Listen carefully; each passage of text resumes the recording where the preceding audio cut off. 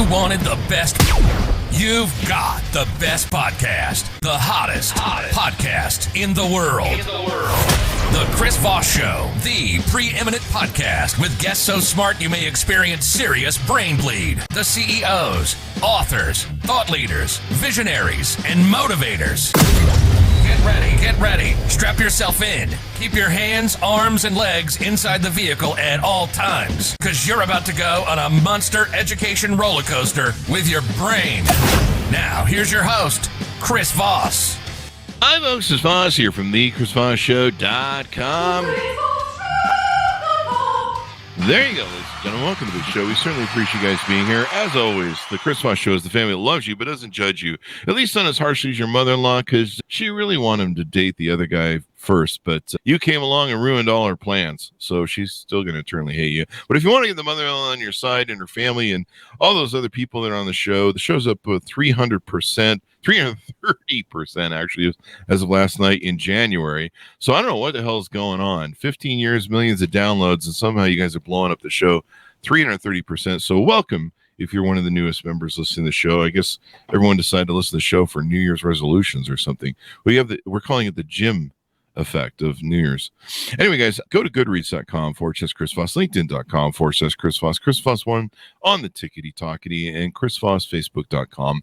You can see all the groups and everything we do there. We have an amazing author on the show returning for another book that she is just putting out February 13th, 2024. It's called, our favorite topics actually, Sex, Lies, and Sensibility by Nikki Payne. She's joining us on the show and will be talking to us about her new characters and the things that she's up to in the book. She is by day a curious tech anthropologist asking the right questions to discover better digital services. By night, she dreams of ways to subvert canon literature. She's a member of Smut U, a premium feminist writing collective, and is a cat lady with no cats. Welcome to the show, Nikki. How are you? Hey, Chris. I'm excited to be here. There you go. And a cat lady with no cats. What do you have against cats, eh? Or what do you don't have against cats? I'm not sure. I love cats. I love their vibe. I love that they don't care about us, but I'm deathly allergic. I wish I could go through my life as a cat. There you go. Well, there's always, what's that thing where you come back as something else in life? Reincarnation. There's always reincarnation. Make sure you pay your tithing over there, and you'll probably get on the board. I think that's how it works. So give us your .coms. How can people find you on the interwebs? On Instagram, that's one of my favorite mediums. I'm Nikki Payne Books. On TikTok, I'm Nikki Payne Writes. I don't know why I have two different handles. It's very difficult for me. On Twitter, X, oh my gosh, I am Nikki Payne Books as well. I still call it Twitter. I'm not relenting. Right? Screw it. Yeah. Like, I still call them tweets. I don't know. Yep. It's just dumbest thing ever. Next week it'll be called BK11, I believe. From what I understand.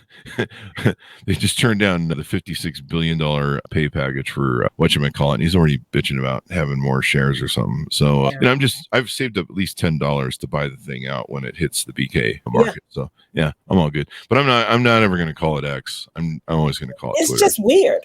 Yeah, it's just weird. And besides, I like the old Twitter better, which is weird to say because it was pretty toxic beforehand.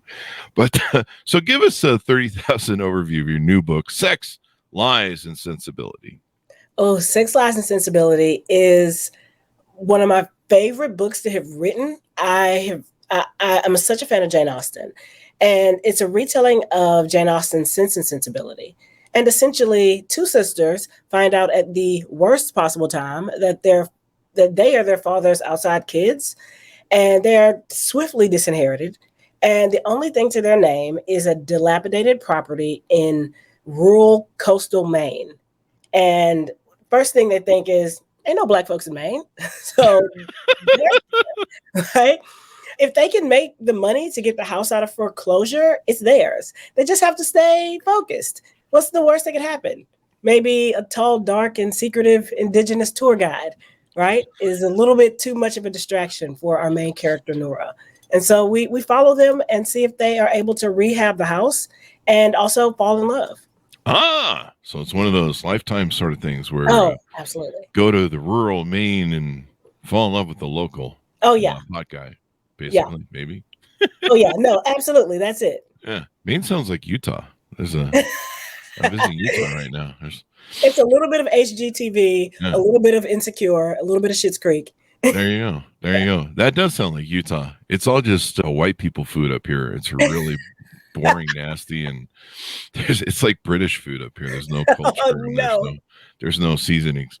So there you go. So give us a little bit of background. Your previous book you had written was a bestseller, and I think it was called Pride and Protest. Oh, yeah. Pride and Protest is a retelling of Jane Austen's Pride and Prejudice. And it's essentially a woman who decides that she is going to protest gentrification in her neighborhood.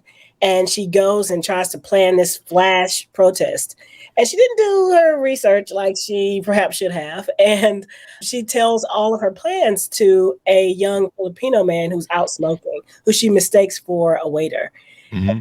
And of course, the plan blows up and they can't stay away from each other, except he's the one person that she should absolutely be fighting against. And she's the one person he should ignore. But he just can't, y'all. That forbidden love, maybe? Oh, yeah. A little bit of forbidden love. A little bit of forbidden love. Hey, does Jane Austen like this idea that you're kind of riffing off some of her books?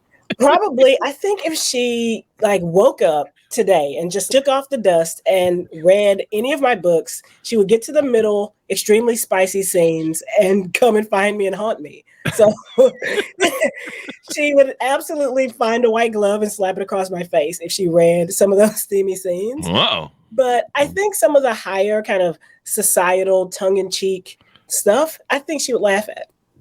There you go. So tell us a little about yourself. So let's talk about you and the audience, with the audience, introduce you to them. What was some of your upbringing? What got you into writing and publishing books? I am from Houston, Texas. I am from a small little place lovingly called Guns Point. But Guns Point in Texas? It's called Greens Point. It's in Houston. You would actually have me believing that. No. It's in Houston. It's called Greens Point. That's where I'm from. But everyone called it Guns Point. I just want to give you all a little flavor about just the wealth in which I come from, right? That is to say, I come from wealth.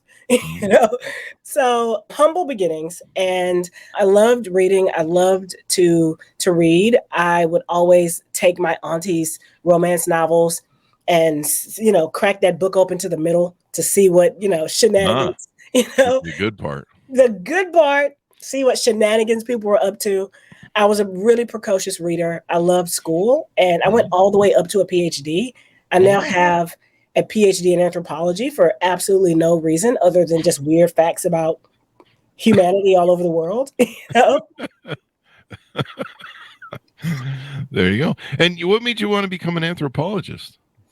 Okay, so a couple of things. I used to watch those shows, those nature shows when I was young. And back when they used to show, people that were not dressed. And it was this one time where you're kind of allowed to see naked people, and your mother wasn't flipping the channel very quickly. So you're looking at this naked person and you're looking at your mom and you're like, okay, we're doing this. And there's always this narrator who would be talking about what's happening, a rite of passage. I distinctly remember a young boy who had to clear a row of cows, in order to kind of afterwards become a man. And I asked my mother, who is this person who knows this stuff? And as an adult, I now know that was just a paid narrator.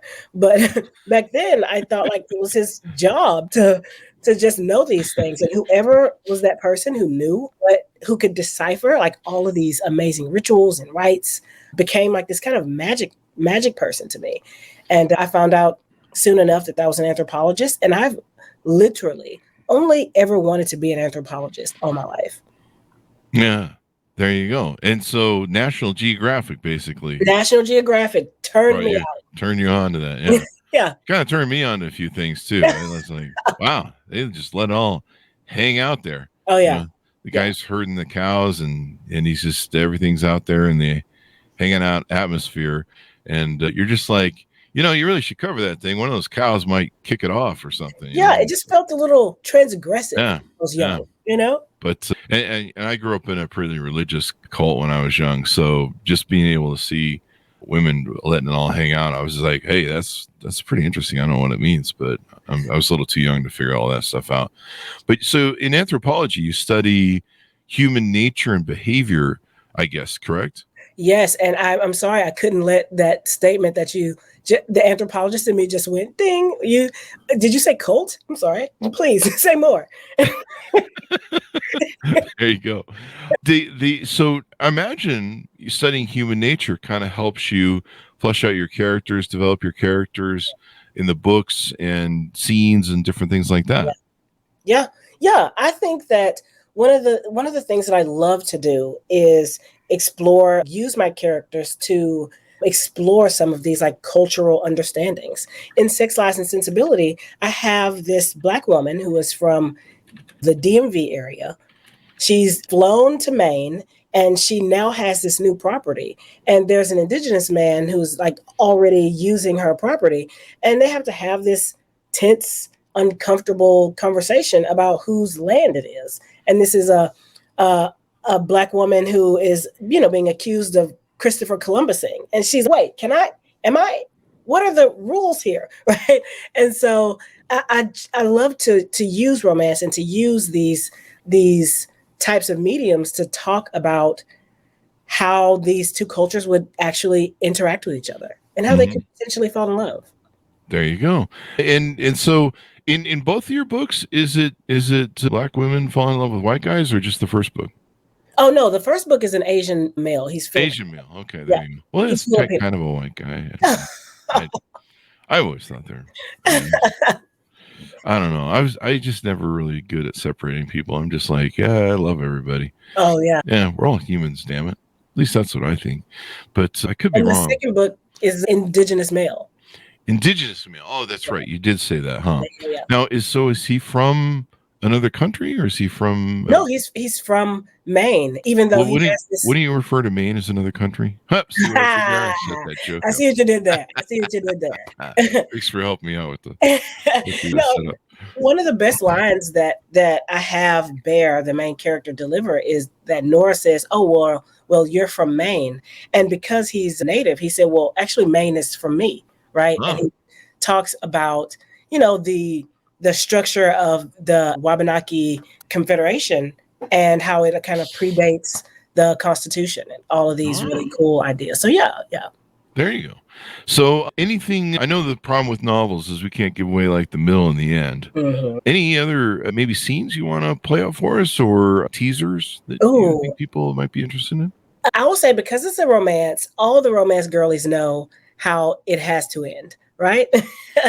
Love is the answer, absolutely. But there is this particular scene where Nora and Bear she comes into his home to help him run some errands. And she is a track star. She used to run track and she's very, very good. And she's there to help his team get down some of the fundamentals. And there's the scene where she is running and she had this signature victory lap where she would kind of blow kisses. And he is watching her like run her race. And it's just like happening in slow motion. And he's just appreciating how she moves. And it's just steamy and it's swoony.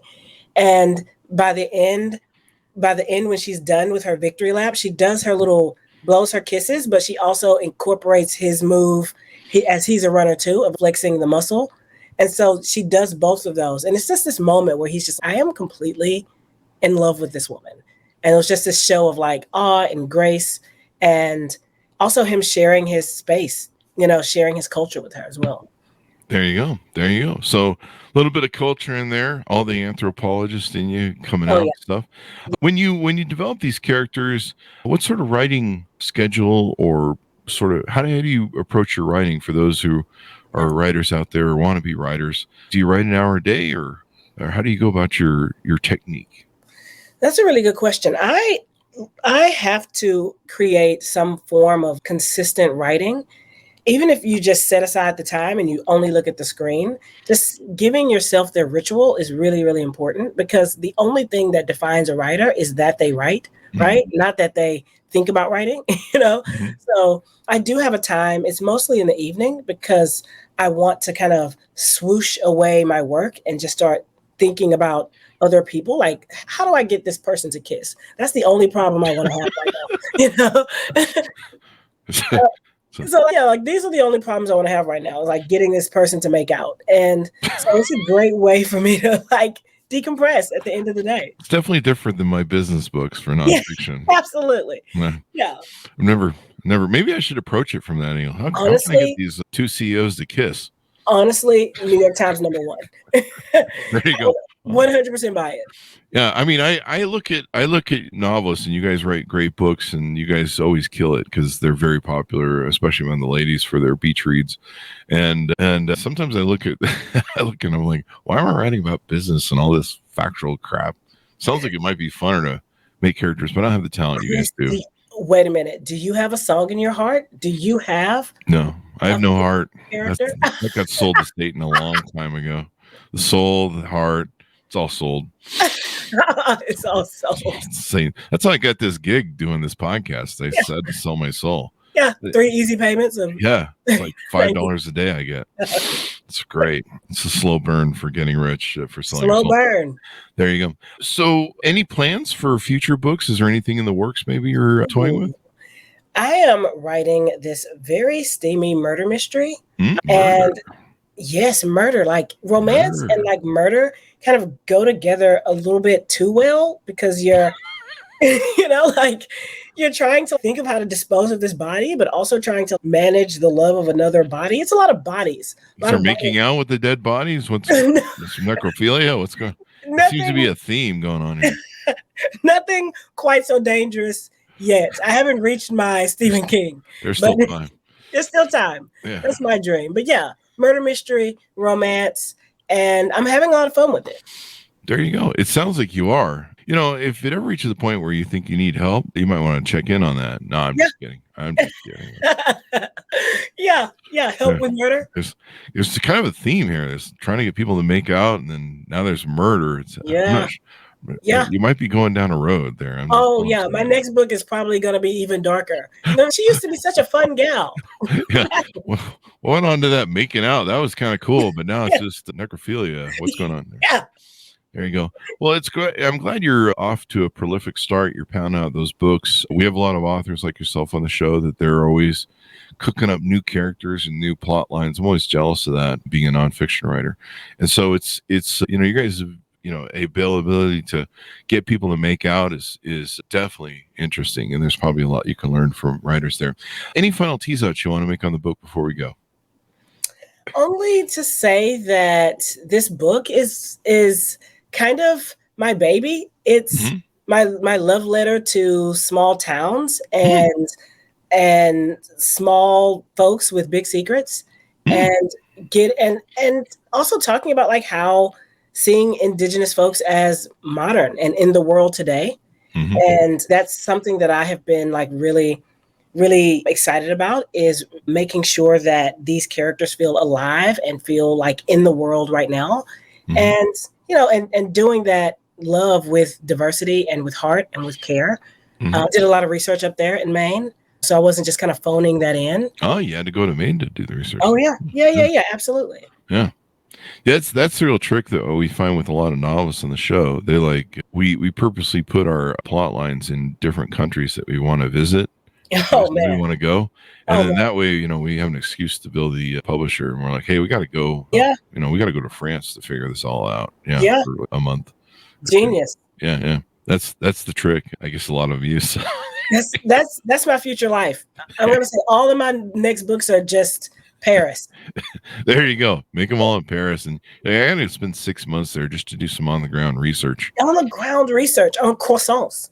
Right? I need deep croissant research. Got to sit at a lot of coffee shops on the corner there in France, and eat cheese and croissants and coffee. There you go. Honestly, now my next book is about a French patisserie that does murder. Yeah, I like that.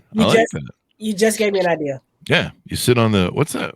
What's the French Caribbean where all the rich people go with all the boats and stuff? Oh, the oh my gosh, why is that? Monte Carlo? Is it Monte Carlo? I'm not sure. It's where James Bond is every weekend or something. Monaco? Monaco. Yeah, I think that's it. Yeah. I think that's it. Yeah, you should do Monaco and just sit around and just sit on rich guys' boats and stuff like that, or buy your own. Do you see this pencil? It's for notes. There you go. Monaco.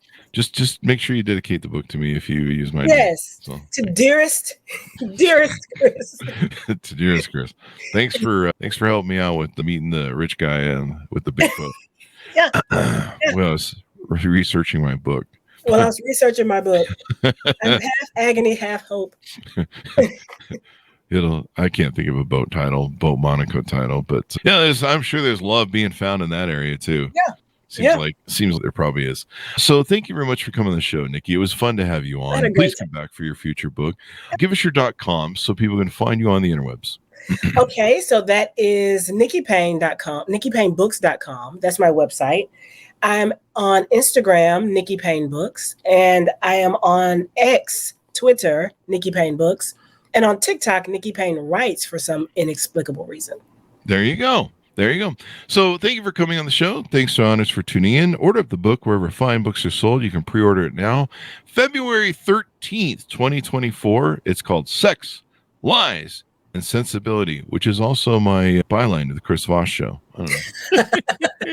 Thanks for tuning in, everyone. Be good to each other. Stay safe, and we'll see you guys next time.